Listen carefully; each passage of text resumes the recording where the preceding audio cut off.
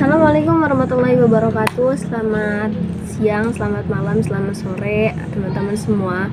Padi yang terhormat kepada dosen pengampu mata kuliah penulisan berita dan artikel, yang mana pada hari ini aku bakal ngejelasin learning journal yang pertemuan terakhir daripada penulisan mata kuliah dan artikel, yang mana pada hari ini itu kemarin telah dilaksanakanlah tugas terakhir atau pertemuan terakhir daripada MK tersebut, yang ngejelasin tentang seputar feature, berita, dan jenis-jenis feature dan yang lain sebagainya. Nah, di sini aku nggak bakal ngejelasin terlalu banyak, namun di sini sedikit aja menyenggol hal-hal yang sekiranya penting untuk dibahas. Nah, kita pertama membahas terkait feature. Apa itu feature? Feature itu adalah sebuah tulisan jurnalistik yang bisa menyampaikan informasi. Namun bedanya ketika disamakan dengan berita, itu cukup berbeda. Kalau misalkan berita itu sesuatu hal yang mengandung fakta gitu, dan disampaikannya itu lebih cepat lagi. Tapi feature di sini tulisannya bisa diolah lagi, bisa diimprovisasi lagi gitu. Kalau tidak sesuai fakta juga tidak apa-apa, yang penting tidak melenceng daripada konteks yang kita telah observasi tersebut gitu. Nah, feature di sini juga bisa menarik kepada masa untuk mereka lebih merasakan apa yang kita tulis gitu. Jadi keunggulan feature di sini bukan hanya untuk menyampaikan informasi, namun juga mengajak kepada pembaca untuk merasakan apa yang sedang ditulis tersebut gitu. Feature itu terbagi ke dalam beberapa bagian, yang diantaranya itu yang bakal aku jelasin terlebih dahulu adalah 3 bagian tersebut.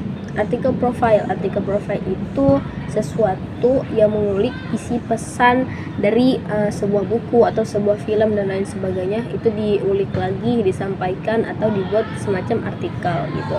Nah, yang kedua itu ada sinopsis karya. Sinopsis karya itu menggali sebuah cerita tokoh-tokoh tertentu atau kisah-kisah tertentu gitu tuh.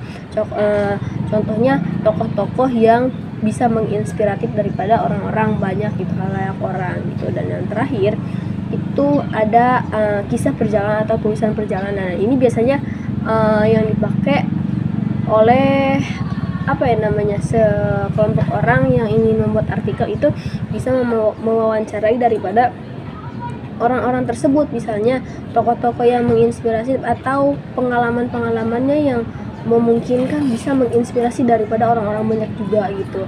Jadi jenis-jenis artikel itu terbagi menjadi 3. Yang pertama itu tadi artikel profile atau profil artikel, sinopsis karya, dan yang terakhir itu adalah kisah perjalanan gitu. Itu adalah jenis-jenis feature.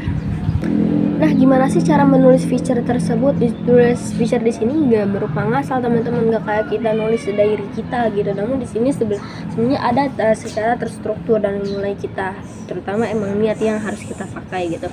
Terus kita juga membutuhkan riset terlebih dahulu, kita observasi, kita membuat data-datanya supaya apa yang kita tulis itu bisa dipertanggungjawabkan gitu. Secara terstruktur kita membuat riset, membuat bukti, lampiran dan lain yang sebagainya. Itu cara menulis feature. Jadi nggak asal-asalan gitu teman-teman semua. Kalau ditanyakan kenapa harus ada feature, kan berita juga cukup gitu. Nah, di tengah banjirnya informasi yang merebak ketika berita penuh banget, nah ada kan beberapa orang yang sekiranya nggak suka membaca berita karena monoton atau mungkin di situ terlalu baku. Nah, feature di sini bisa lebih netral, bisa lebih mempermudah orang-orang yang sekiranya tidak suka membaca berita gitu. Jadi mempermudah lagi gitu, dan memberikan ruang atau akses kepada banyak orang gitu. Jadi bukan orang-orang yang sekiranya suka aja, tapi yang tidak suka juga bisa lebih suka gitu. Itu kenapa harus feature. Nah, teman-teman semua, jadi pembahasan yang setelah aku ringkas tentang feature itu, mungkin hanya itu yang bisa saya sampaikan. Kita sudah melewati learning journal ke-1, ke-2, ke-3, ke-4 sampai yang terakhir ini 14 atau 15 gitu. Akhirnya setelah kita membahas terkait penulisan berita artikel, entah itu dari mungkin kita membahas penulisannya itu apa, artikelnya itu apa, berita dan yang lain sebagainya. Hal-hal itu diperlukan untuk menunjang pembelajaran daripada komunikasi dan penyiaran Islam tersebut gitu. Jadi sekiranya anak komunikasi tidak memahami hal-hal yang disampaikan atau hal-hal yang seharusnya dipelajari daripada anak komunikasi tersebut, itu merupakan hal-hal yang salah gitu. Makanya adanya learning journal ini dari awal sampai akhir itu memerlukan sebuah pembelajaran. Jadi bersyukur banget adanya learning journal ini setelah kita belajar di kelas. Jadi kita nggak cuma belajar di kelas, tapi juga kita bisa mengulas daripada pembelajaran yang telah disampaikan di kelas tersebut, baik itu dosen, baik itu mahasiswa yang diskusi gitu. Jadi kita nggak sia-sia pulang ke rumah kita ngerjain learning journal gitu sampai detik ini, sampai pertemuan ke terakhir itu ke-15 gitu, ke-14. Nah, bersyukur banget.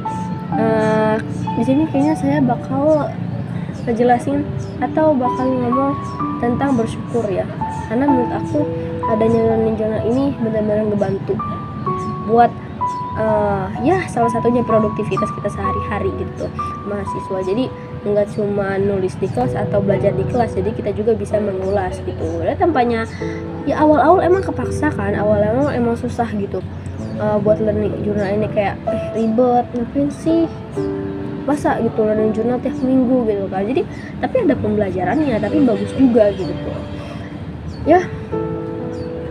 Terima kasih kepada Pak Adi yang telah memberikan tugas yang cukup memberikan motivasi agar kita lebih bisa memahami lagi gitu kan. Biasanya kan susah gitu kan. Jadi kayak makasih Pak Adi telah memberikan akses atau ruang dan pembelajaran kita sampai kita detik ini gitu. Kesan pesan saya di semester 4 ini selama melakukan learning journal, menjalankan atau memenuhi tugas learning journal ini, pasti ada rasa kesal, pasti ada rasa marah karena capek gitu ngerjain learning journal tuh, walaupun emang seminggu sekali ya kan kita tugasnya bukan ini aja gitu tuh, jadi kayak ribet. Mungkin hanya ini yang bisa saya sampaikan, kurang lebihnya mohon maaf. Dari learning journal pertama sampai terakhir ini, apabila saya mengatakan perkataan-perkataan yang kurang mengenakan, yang salah atau yang keliru, mohon dimaafkan karena di sini saya masih tahap pembelajaran. Walaupun kategorinya sudah mahasiswa, tapi kesalahan itu tidak luput daripada manusia itu. Jadi makasih tadi telah memberikan tugas ini. Saya Puji Rahayu pamit undur diri. Sampai jumpa di semester selanjutnya dan learning journal selanjutnya. Saya Puji Pak Rahayu pamit undur diri. Wassalamualaikum warahmatullahi wabarakatuh.